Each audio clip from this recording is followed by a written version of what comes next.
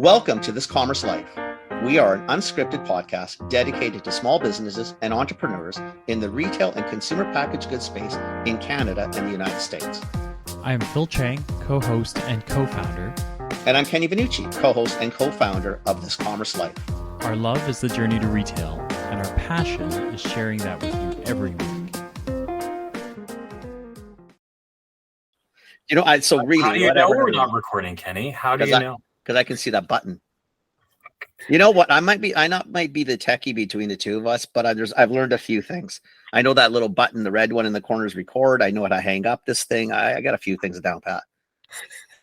Bottom line, I didn't have sound problems. I don't think Kirk did either. So quite frankly, I did have sound problems. Wow. Yeah. And I actually had hard bite trips earlier today, but I went to play beach volleyball, so I ate them all. So all I have left is a popsicle now. I was going to eat chips while I was on the call with you, but I ate them too fast. Well, I should have been a little bit ahead of this, guys. It's prime hours for snacking too. Oh my God, tell me about it. I should have set you guys up. There'll be something. There'll be something there for you in the next week. But don't you worry. Don't you worry. It's all good. But if we're going down this path, jalapeno and barbecue.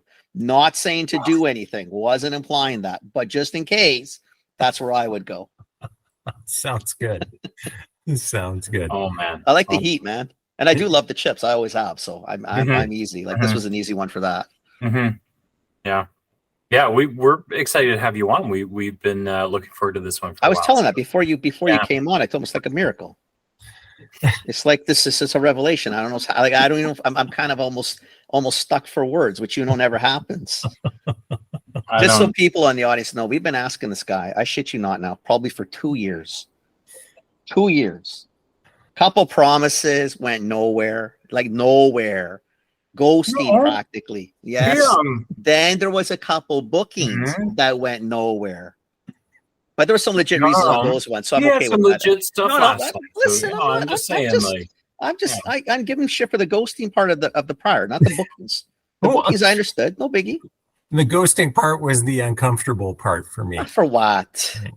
What's that? For what? With these two? I mean, and you've built this thing up now too, Ken. Now it's just gonna, it's about to go into free fall now. As far as kind of the content, you've hyped this thing up, and everybody's gonna be like excited. And they should be excited because we're gonna talk about good things in life, chips, and other fun stuff. Yeah. Oh yeah. It's all good. Yeah. So I'll tell you what, we'll go into it quickly so that the pain just kind of dwindles fast for you. So tonight we have Kirk Homenick on, who's I don't know the actual company name, but I'm going to say he's the guy with hard bite chips. I know there's a company name behind it, but you're going to explain that in a minute. Hard bite chips. All you have to remember, this whole thing's love the chips. But we've actually literally, I think it's been 2 years that I've been bugging him to try to come on because I do think this story is really cool. I love the fact that it's local. For me, local, like personally local, Lower Mainland, Vancouver local. Love the fact it's Canadian. And I just think it's like anything. I think any story where we get really cool successes in Canada, we should celebrate and we should talk about. So for you, Kirk, later, the next 45 minutes, hour is yours. Whatever you want to talk about. You don't have to do trade secrets, nothing like that. It's really more about, I think what people love to hear is the journeys to where you are. Success is determined by the person who's in the world of that. So I find you very successful. I'm sure others do. You may, be humble, etc. But just to me, where were you? Where did you start from? How did you get into this space? Tell us about the little space before you came into it. And I for you more than anything, because we did have a lunch together a couple months ago, is really where do you think things are going? What do you see of the good in retail in Canada and maybe not so good? Obviously, be careful because I don't want you to get shit from any retailer. Phil and I will never have products listed at half the big people in the country. I don't want to do the same to you, but that's sort of what it is. It's literally your 45 minutes to an hour, no nerves, no nothing. Just tell us a little bit about you, and we'll pick away here and there. Yeah. Okay. Yeah. Well, I mean, that was a lot bundled up there right off the hop. That was like multi-tiered. You could have broke that down a bit for me, but we'll never remember what I said anyway. Don't worry about it. Go anywhere you want now. Totally. Yeah. So thanks, Ken. And we've got such an interesting history too, as far as kind of the role you played in giving me a chance with Hard Bite, yourself and Mitch, which I'll mention and talk about a little bit. But yeah, and with Naturally Homegrown Foods is our company. Hard Bite is the brand that we pack under. And it's an interesting story because it's not one of these, here's a founder who had an idea and just kind of pulled it all together. From its infancy, it was here's a group of guys that saw some potential in a fledgling business, a business that was extremely challenged, and it just gave it a go. And so, if I back it up, the company itself was founded in 1998. So it's 25 years now, and you wouldn't know, right? And especially, Phil, with you being out east, and some of your listeners as well too, based out east. It's the business has really grown over the last number of years out east and become a bit more national. But it was 98. Ken, if you remember Nally's left town, and had, as I understand, a really good economic incentive to move the plant into Oregon. And so they left town, and they left behind some people with some know-how. And so that's kind of how Naturally Homegrown Food started, was a couple of ex-employees who took some acquired equipment and their know-how and created Hard Bite. And Hard Bite was kind of founded on an all-natural platform versus kind of using conventional and GMO ingredients, and so that was the start of it. And it was about 5 to 7 years in where they decided that they had enough, and Sepp Amsler stepped in, and Sepp had a big long history. And that's Chris's dad, right?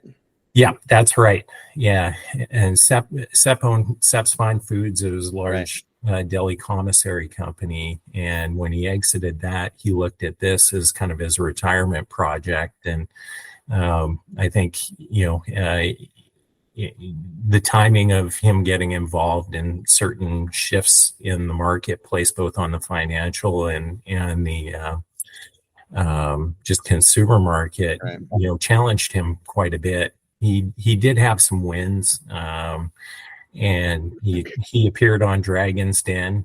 So from time to time, people kind of ask about him. But he sold out to our group in 2011, the fall of 2011. Okay. Yeah, and so the business was at that stage because he had decided he wasn't going to put any more money into it, and he had really backed off for health reasons.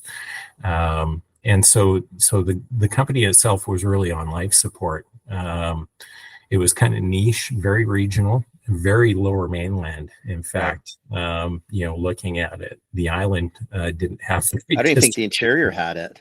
Yeah, and so. But the product idea, the concept, some of the elements of it made an awful lot of sense. And so we looked at it, and there was a great opportunity to refresh the brand and really get behind it. And I guess I had some energy where I was ready to go out and attack the marketplace with it.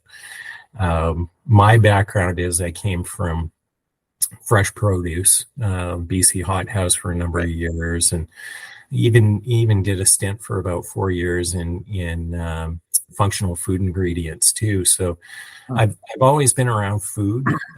My family was a 2-generation soft drink bottler in Saskatoon, and so I had this, I guess you call it an entrepreneurial scratch that I wanted to itch.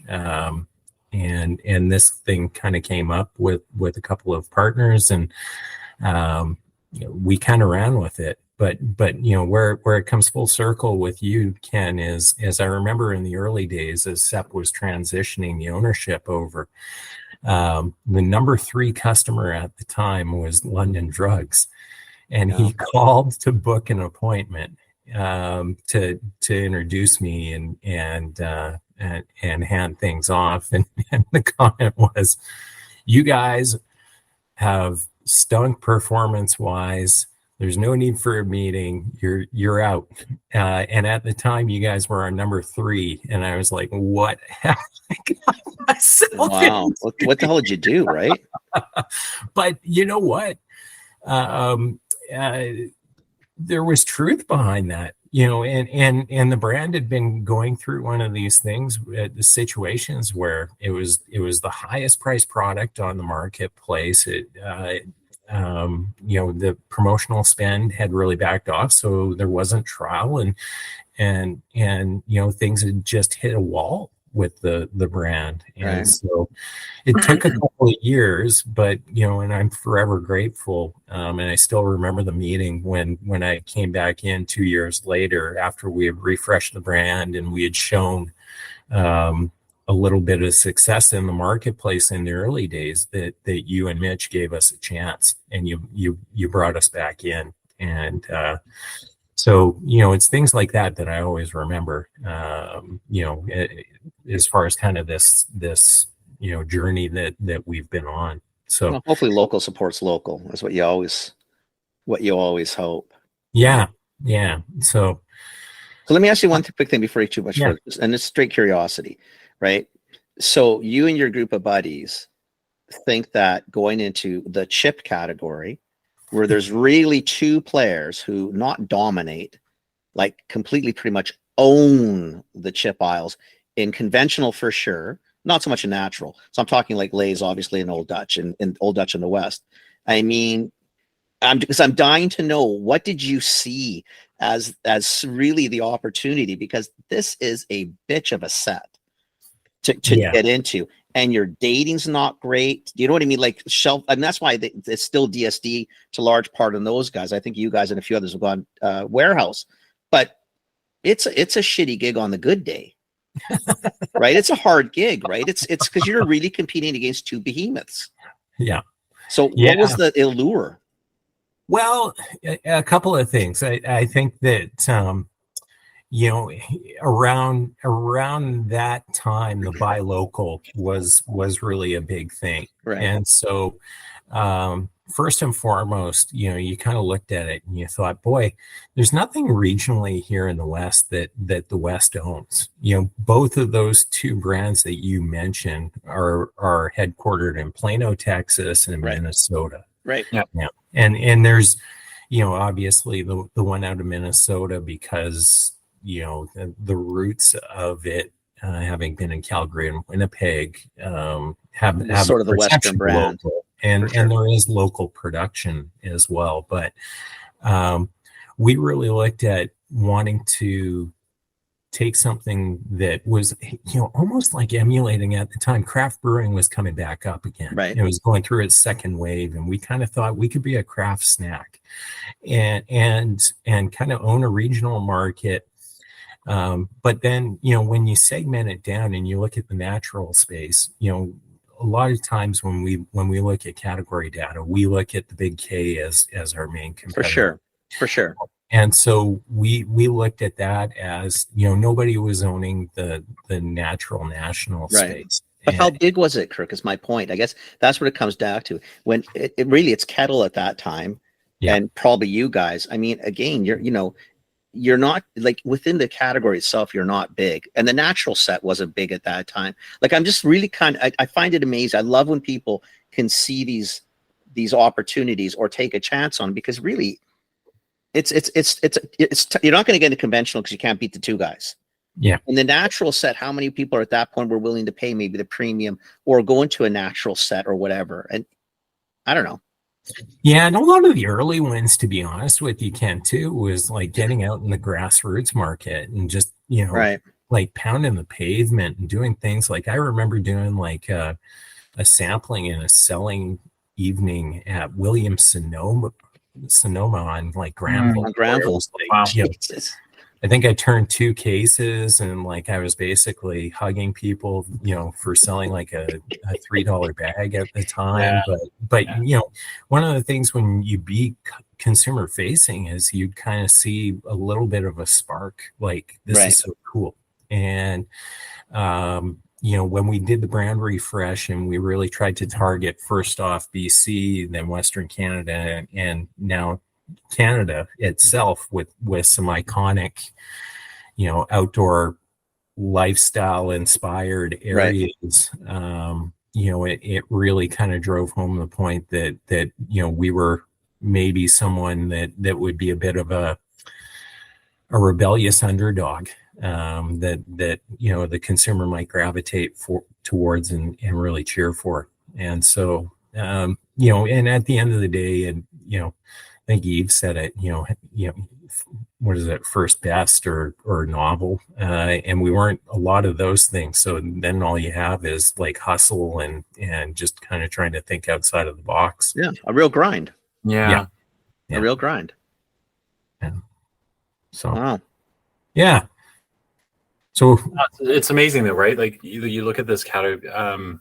It is one of these categories that's it's just so scrappy. And those two guys, the big guys, they're kind of relentless, right? Like they're ruthless. They're ruthless and relentless, right? Like they, in every other category, like in every other category where you've got a big guy, there's room to move, and there's kind of like they're either big and slow, or they, but this category, no, they're big, they're fast, they're ruthless. Well, they do the things well. Like they fill the shelves quickly. They're there all the time. We all knew our hostess rep. We all knew our old Dutch rep, like at store level. And at a time, natural was like in our worlds. Like we were probably ahead of the curve at London for large part. I know we pushed hard more quickly than others, but in certain categories, even within the building, it was still tough to get some of the old school to get off the Lay's old Dutch train and say there is a market. I know they're not going to want to give their space away, but it's not theirs to give anyway. It's ours. Yeah. But I love, because I love even the where you found room, like the one, Kenny had a favorite flavor for me. It's the spicy ketchup, right? I love the ketchup too. Oh my God. Gosh, right? Like spicy ketchup. It's yeah. just, like, ketchup's awesome. Spicy ketchup. The spicy ketchup's next level. Heat again.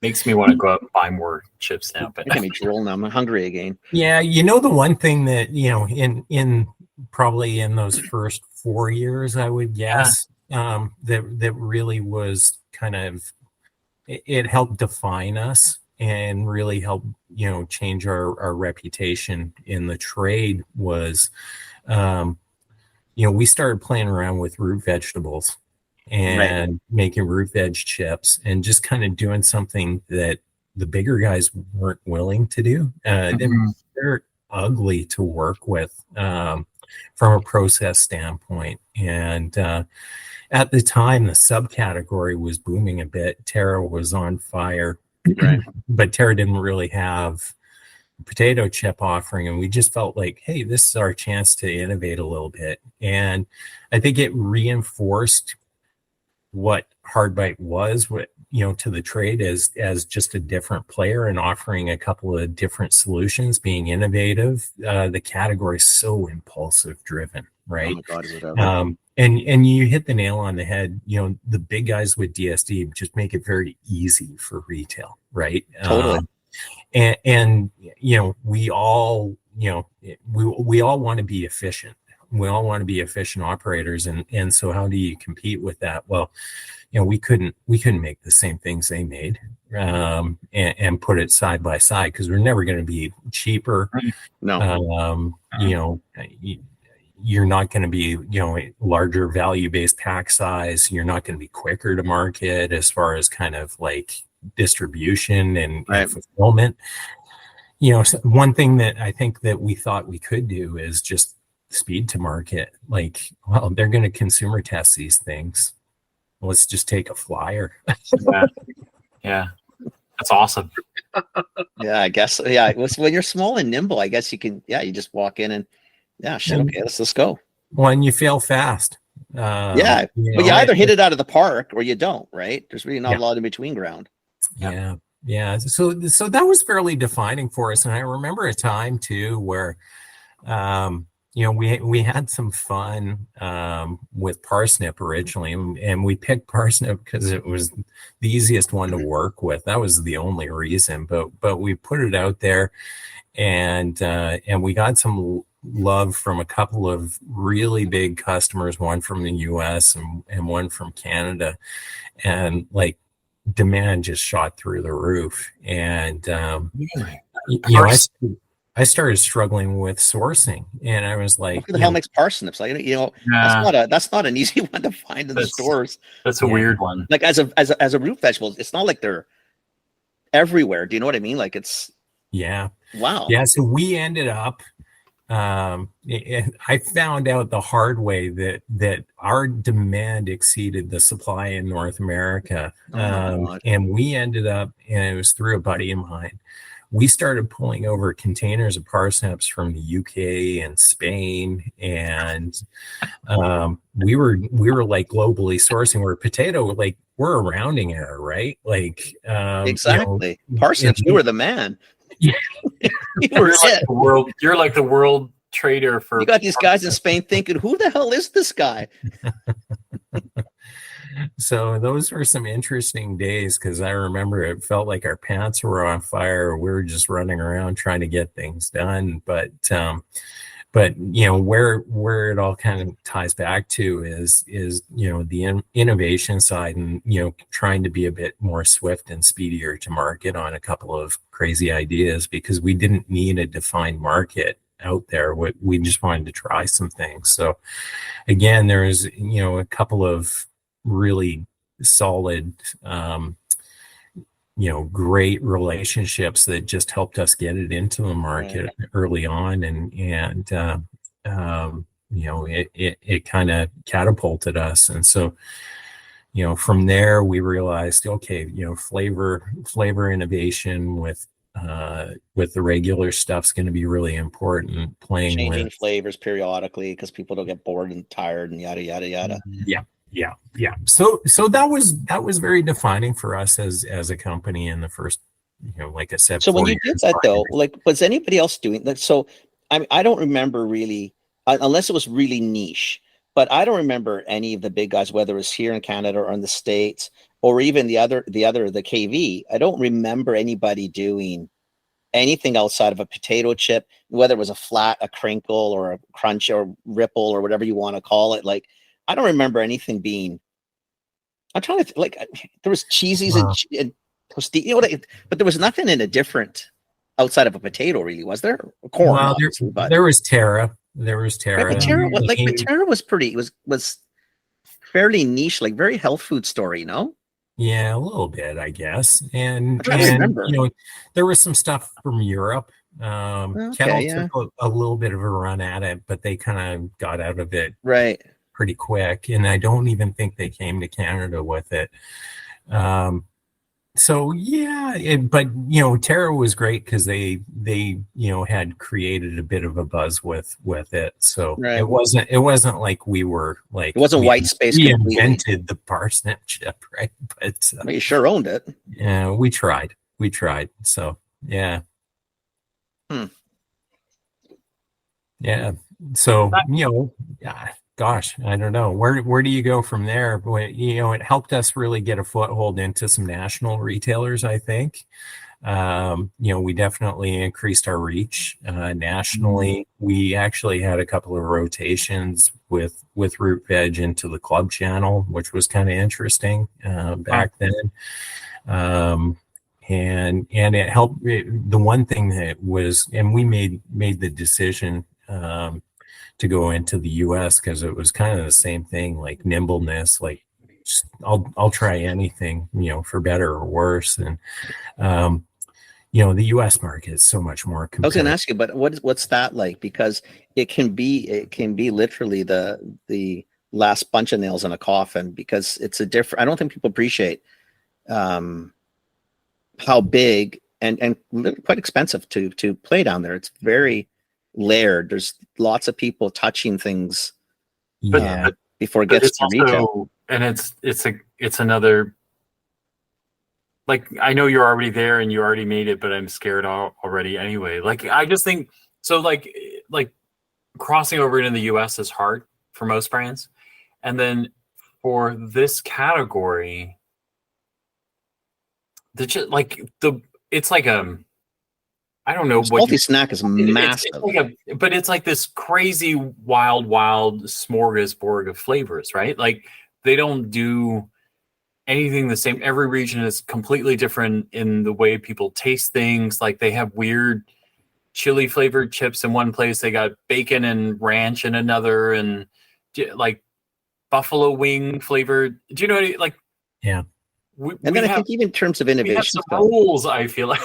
Well, we've got salt and vinegar rules around flavors, but they don't have rules. There's no rules down there, but the problem with the regions, like if you're struggling with parsnips, for example, as a key ingredient in a country of, let's say, 35 million at the time, you go to a state, the one a couple south of us, that's 3 of them in our province, and they've got 40 million people at the time. Yeah. Like, if you have a problem supplying the Canadian market, how do you supply California? Yeah. And what's gosh, I know, but that's kind of the thing. I gotta go. Guys, I'm out. but you've done it, and you've done it well. Like, it's because to Phil's point, like, if you look at, I mean, now you can always look back and laugh, but when you really sit down, if someone had put it on paper, it really drawn it out, you probably would have scared the shit out of everybody. You guys would have thought, okay, we can't do this. This is insanity. Yeah, well, yes and no. I mean, shoot, Ken, I don't feel like we're there. I mean, we still, I still stay up at night, right, worrying about certain things, and that's just built into the psyche, though, of people, right? The grind is grind's a grind. The day to day is still that's there, always there. You don't feel like you're there. You feel like but maybe that's good. Yeah. So maybe that's how you keep pushing, right? And certainly in the U.S. market too, it's never over because there's more brands. To your point, Phil, the flavor profiles are different, and we've had our challenges definitely on the potato side with that. Root Veg gave us a foothold in because when you're competing with 5 or 6 healthy chip brands down there, healthier chip brands down there, it was like, well, none of them have that, so we're going to take the beet chips or a carrot chip or a parsnip chip again, like you can play in a pocket. Yeah. So it gave us a chance with some of the retailers down there, which was great, and just helped us kind of push a little bit into that space. But I mean, shoot, we even struggled with chip. You struggle with it just going across Canada. The Eastern and Atlantic consumer is different than the Western consumer, right? Well, Quebec's different than the Maritimes, and Quebec's different than Ontario, and Ontario's different than Prairies, and BC is like Quebec in a lot of ways. We're both on the fringes of whatever we do. Yeah, for sure. I guess you never think of it that way. And then we got a small country on top of that with too much differentiation in a small place. Yeah, I guess that's complexity too, right? Yeah. Seriously, he's not going to be able to sleep tonight. Like, now he doesn't sleep anyway. Don't worry about it. It's not. We haven't caused anything any more or less. No, the poor guy. Maybe he was on his way to having a nice. He hasn't slept in years. Don't worry about it. He's fine. He talks to us. We just reinforce every paranoia he has. Yeah, but he's doing it. No, come on. It's funny though. It's funny though because in the early days, the struggles and the challenges you had, and I'd speak to a mentor and about, geez, I can't believe I'm losing sleep over this one purchase order that's for like $5,500. Like, this is ridiculous that I'm losing sleep over this. And it's like, to the scale of the business, is just as important as absolutely $5 million issue you had with the last place you were, right? And Yeah, the scale might change a little bit, but in this case, and you guys are talking with a lot of companies and people who are trying to build businesses, and you've got certainly a few that are there or have exited and can talk about that success story. Well, it doesn't feel like, it still feels like this nonlinear line that, yes, we've grown as a company, but boy, there's still a lot of work to do with it. So yeah, I think that's where it comes from. So if someone's listening and started, because you guys have been at this as a collective for 12 years now. Yeah. Right. Since 11, so what are some of the challenges that have finally dissipated? And then what are the ones you just can't seem to let go of? Like, what is causing you still the no sleep? Like, what is, I'm assuming now I'm assuming supply chain in the last couple of years has been interesting. Mm-hmm. Some places gotten better, some places not, maybe logistics, but like, what is it now that's driving you?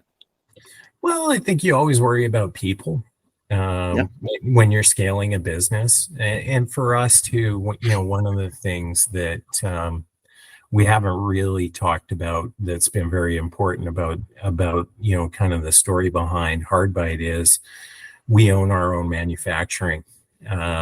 And so, a lot of times, certainly with US brands, and not necessarily Salty Snack, but you've been down to Expo, right. You guys know, yep. A lot of those brands will go off of a co-manufacturing model. And I think for two very important reasons, we've gone opposite that, and we've owned our production and our capacity.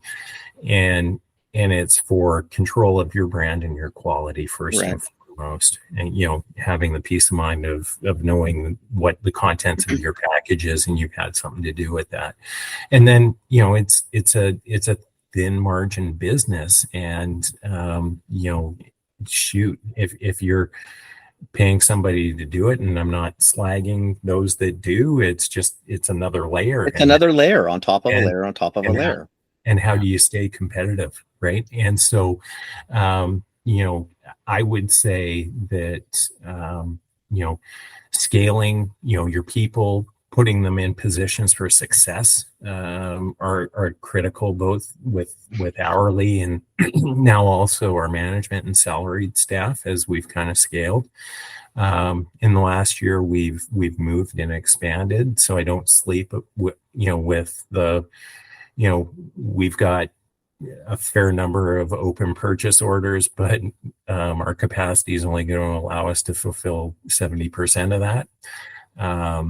Supply chain, you just roll with the punches a bit. It's stressful, and can you gain competitive elements and competitive advantages by doing certain things? Yeah, in the last couple of years for sure, but everybody's living it. But it's really just trying to continuously earn the trust of the consumer, I think, right. is the most important thing that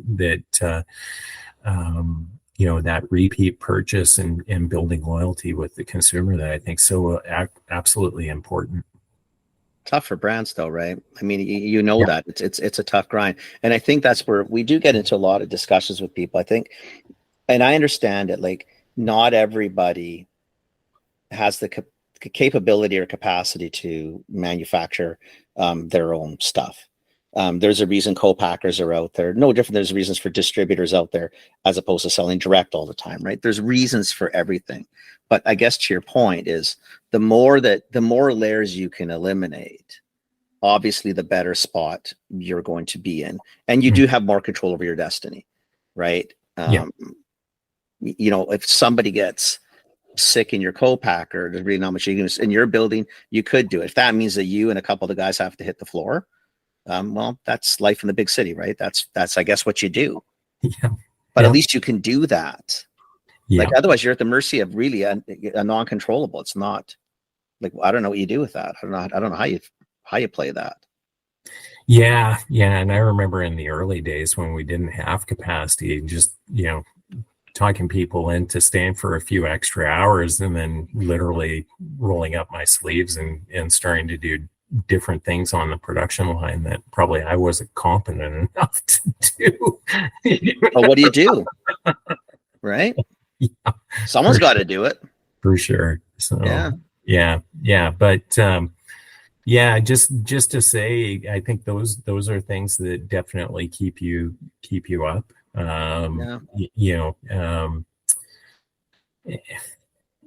Gosh, I guess supply chain's always a bit of an issue. Certainly in the last couple years, it's been more than normal, I guess. But where it's so interesting is, and boy, all your input costs rising up, and just that anxiety of having to raise your own price, and doing what you can to kind of keep your costing in line where you can, and control your controllables too, and trying to be,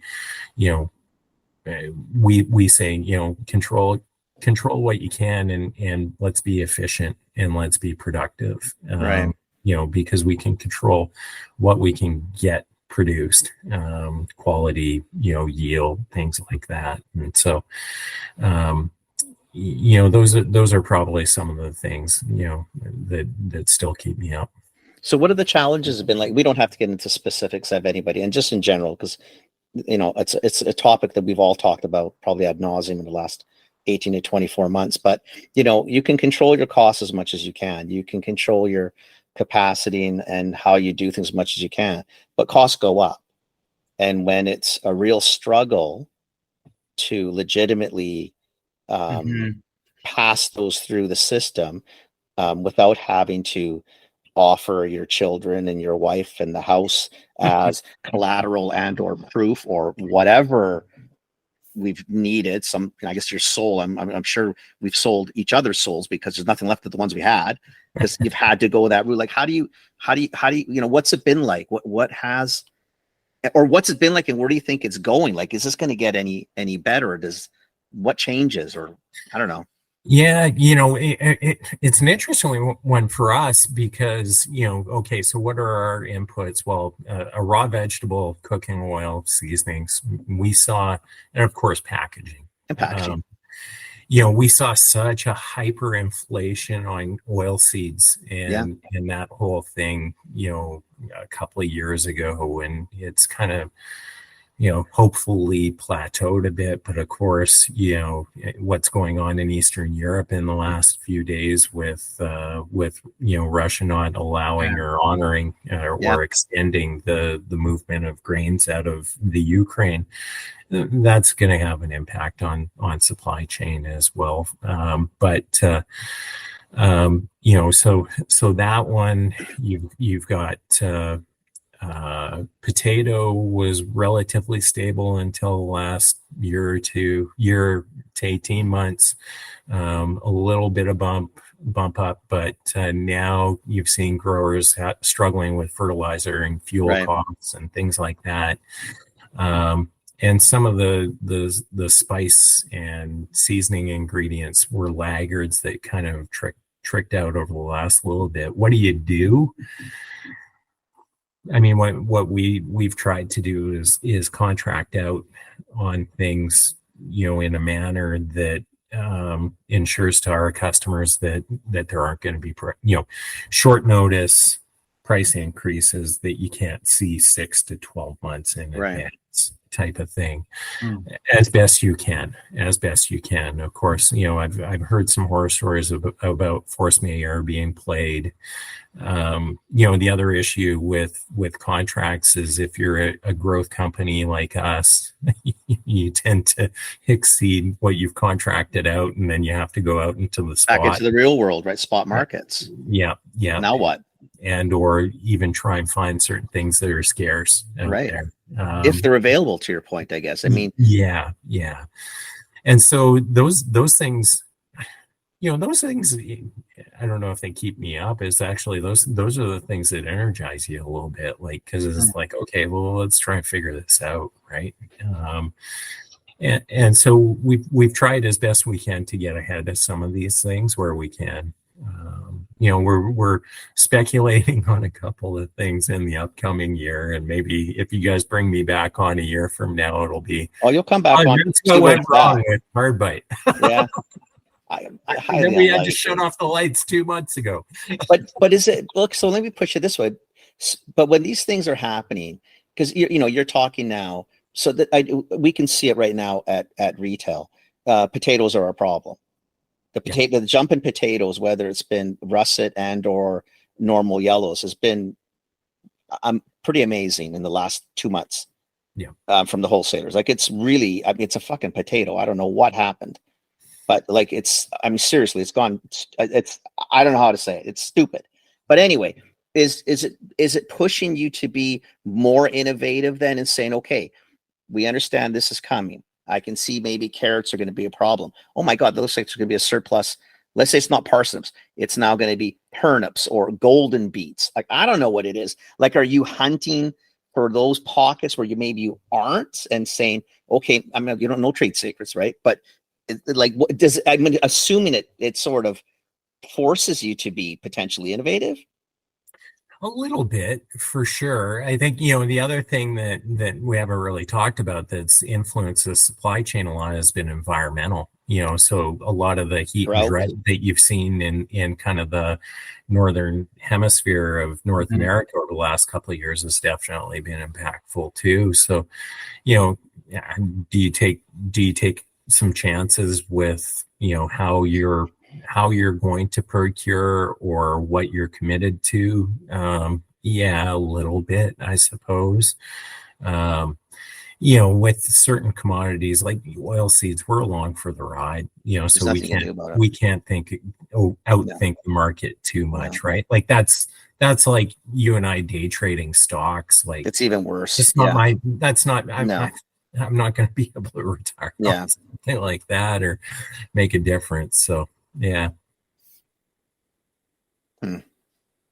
But, the other side of it too, that we're experiencing, I think you guys are seeing too, is, the consumers' spending habits are changing. Are totally different. Right. So, the basket's shrinking a little bit. Yeah.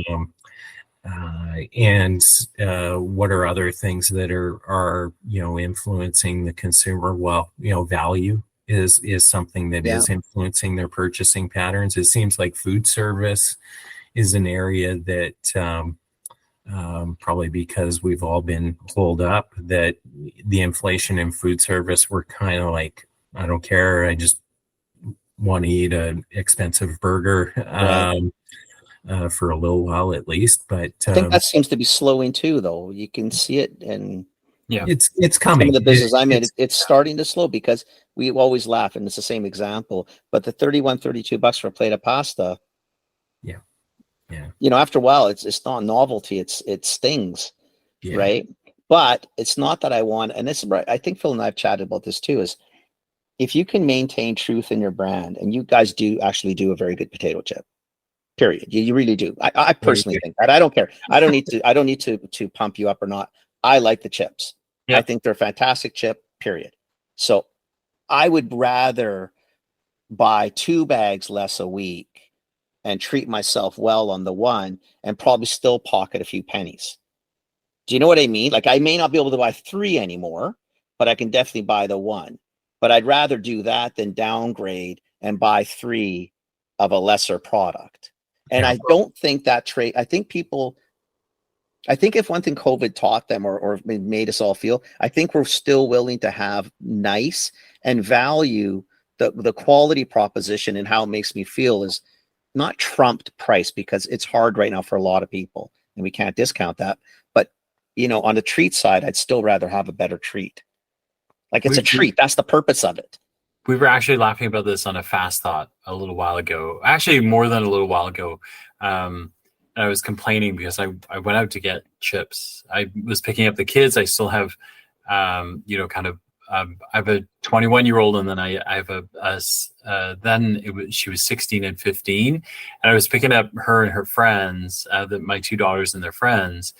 And I went to get bags of chips, and the combos had all changed at that point. So I was upset, because the good chips were, more expensive. It was like 2 for $8, 2 for $9, right? Like you couldn't get like 3 for $9, was a much lesser chip and a much smaller bag. So we were actually joking that you and the other ones that we love, like Humble Chips, we were like joking that this is something that we keep for just me and my wife, or Kenny and Amelia. That's it. And the kids just don't get it. The cheaper ones for the kids, but I do think that I think one of the things that I think is really cool is, while people are figuring out some of this commodity stuff, I think that your flavors has been something like I'm curious, because I know you're kind of doing different things with like the parsnip and stuff like that, but like spicy dill pickle and the spicy ketchup, they are like Spicy ketchup is kind of the fun we one. can't keep them in the house, right? Like they just go, and I just think those are like, there's some just really clever flavors in here that keep you out of the realm. Like I saw your Purple Rain, and I gotta go find it because I think it's out at my Longos. So Yeah. those are hated because I show up and I ask for things that. Well, and some of that as well too with us, and innovation wise, we make a point of trying to put out things periodically over the course of the year that are more kind of limited edition. The purples were one. I've got a reverse supply chain story on that one from parsnip. It was kind of like more dumped on our laps than we had anticipated. So, we worked pretty hard on that one in the past, but we do a red and white medley for Canada Day selling every year. We do a fall inspired one every year. In the past, we did a pumpkin spice sweet potato. It's cool for that winter month sort of thing, right? Yeah. Fall. And so, we're just trying to hop on the Starbucks, idea. No. Does it work though? Thank God that you're doing, because like pumpkin spice is everywhere, and I was like, I'm so sick of it. But then when it came out in a picture, I was like, yes, finally somebody. I'm tired of a coffee drink. We know the pumpkin latte. Who cares? The damn things. This is the way you gotta eat them, right? So it's awesome. We've got a new one coming out this fall, and I won't. Don't say it yet. Yeah, I won't say. You guys will see it. It's going to be a fun one. And so we try and do that too, to just keep the category fresh. And is it receptive? Like, are customers liking it? Retailers are, I'm assuming, waiting for it to some degree, because otherwise there's not much happening, right?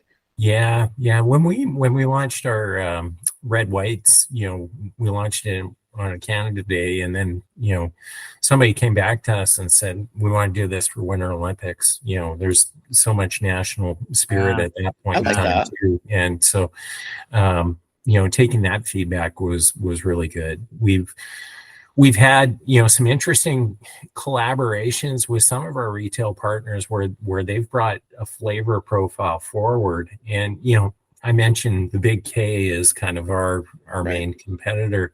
And in the early days, one of the things that dawned on us was,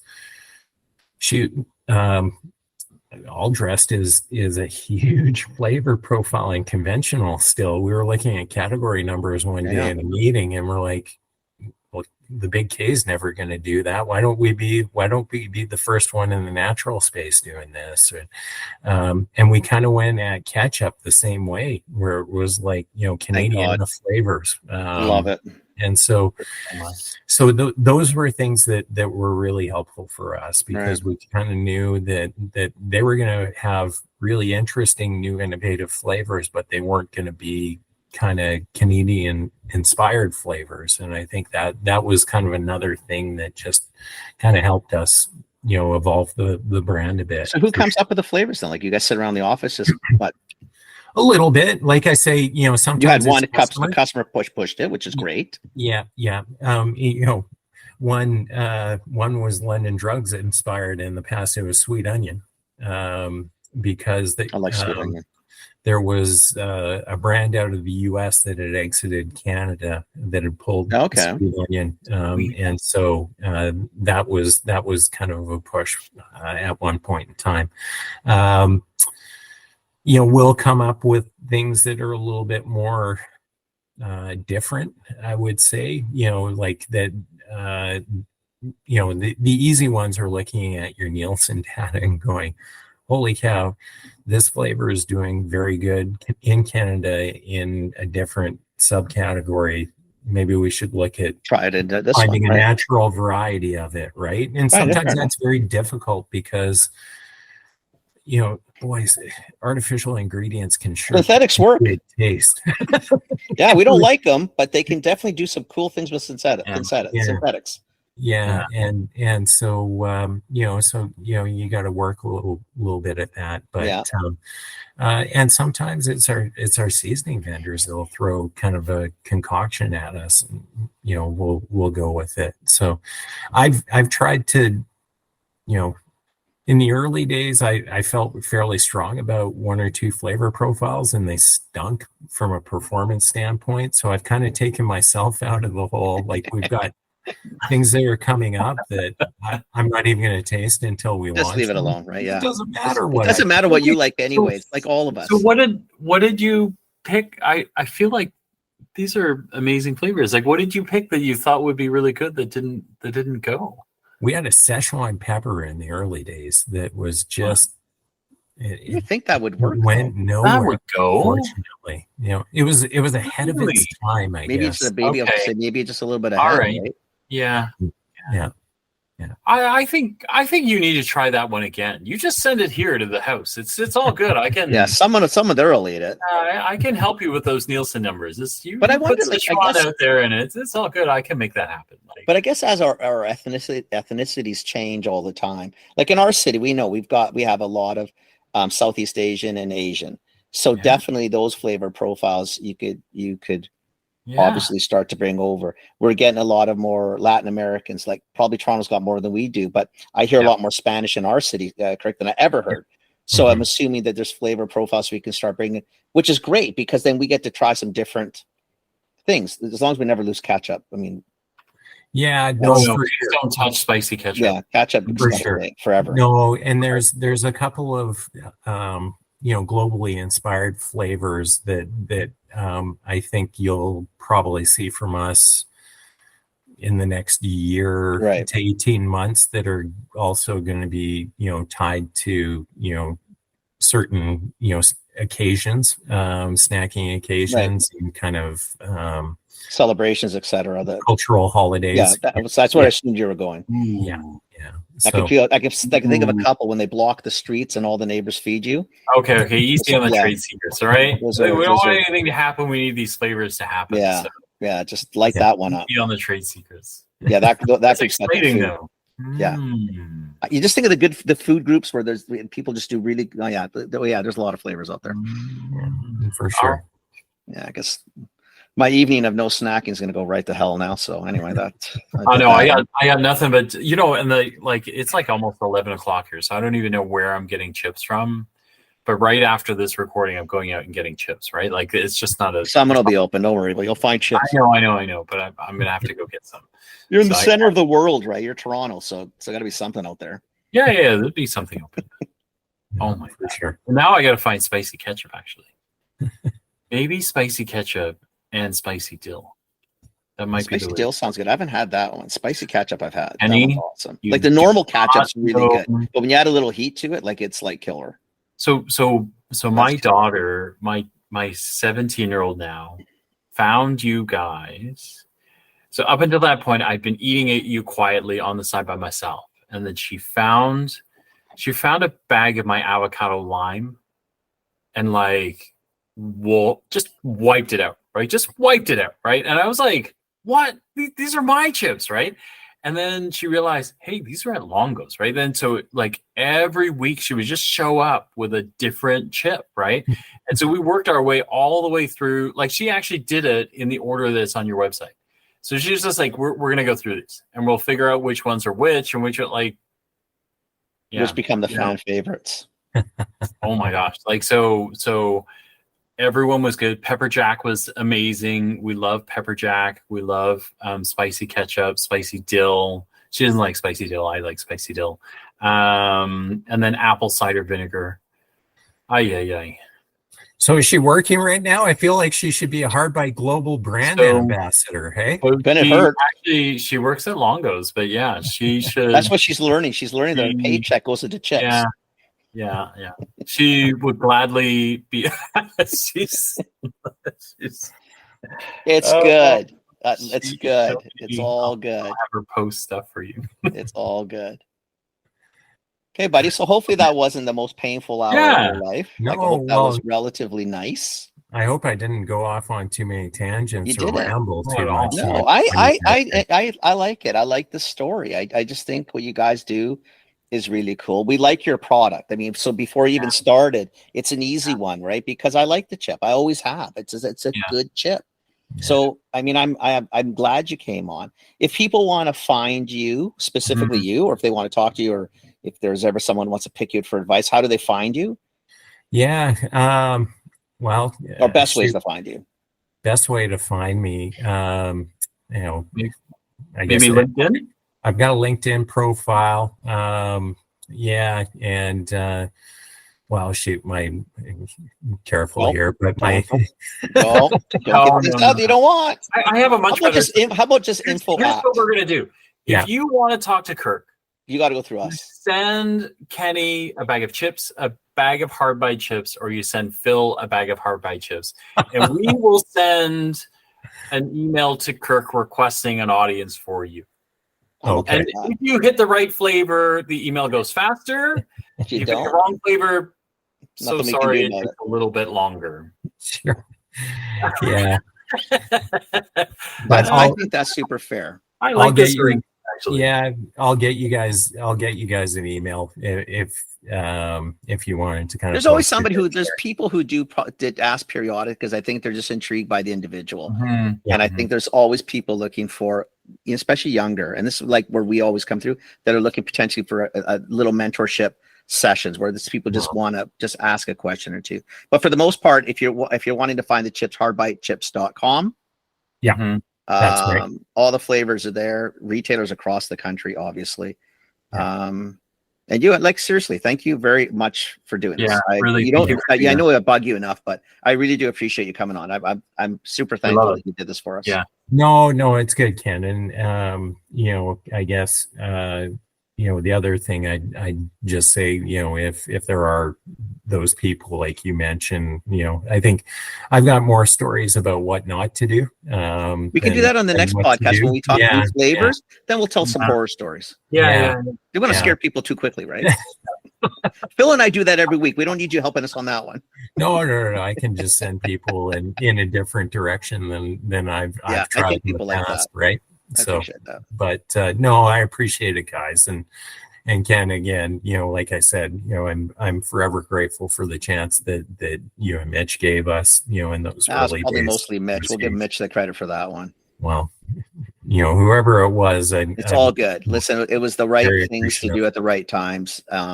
And honestly, if we're going to learn something as this country, especially in Fluid, support local, support your country, because we can't keep running around the world trying to find stuff. We do a lot of good things here. Support the A team. Where you can.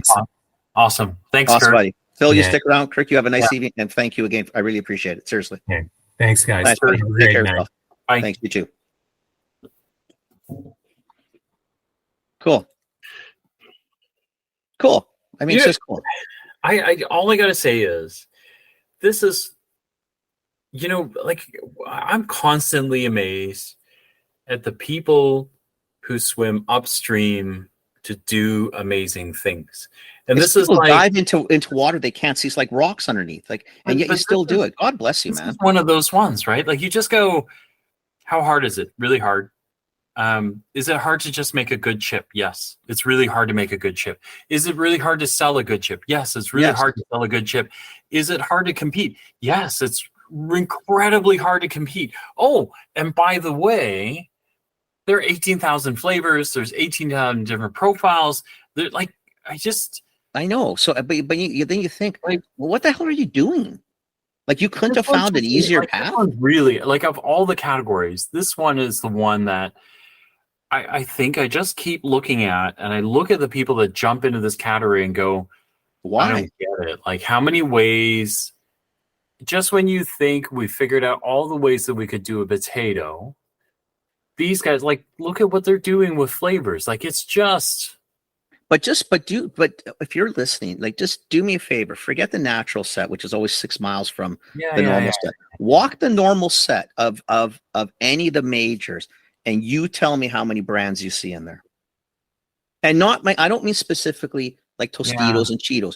Look behind the package. Look, tell me the 3 manufacturers, and I'll give you House. Who's the 2 left? Yeah. Yeah, it's a really but these guys set. They keep wedging things open, and they just find spots, and like, you know, seriously, right? So those things, like, you know, all the things I mentioned didn't include the 2 guys who just crushed this category, right? And they just, like, I just have such an appreciation because I keep looking at this, and I just don't like, he's such a cool. To me, like they're the retail sort. Right? They're sort of like the retail product heroes, and yet he's so freaking humble. He doesn't think it's a big deal. It's a big deal. It's a tough category. Yeah. Like, of all the categories, this is the one. Like salty snack as an overall category is tough. Think chips is brutally tough. There's 2, like this one, and then I think cosmetics I would rank up there too. It's another one. So between those 2, but anyway, I thought that was amazing. I was so glad that we finally met him. And I'm glad he finally came on. I that was the one I've been looking forward to this one for a long time. Like, really and truly, I bet. So I have to go get chips. I know, I'm so hungry right now. You know, you know what? I played beach, so I've got some room in my calories and stuff. So I did nothing. I got no room. But you know what I'm gonna do? I think maybe I'll take a walk down to Superstore or Save On. Like, seriously, we gotta stop doing no more nighttime podcasts. That's it. This is a problem.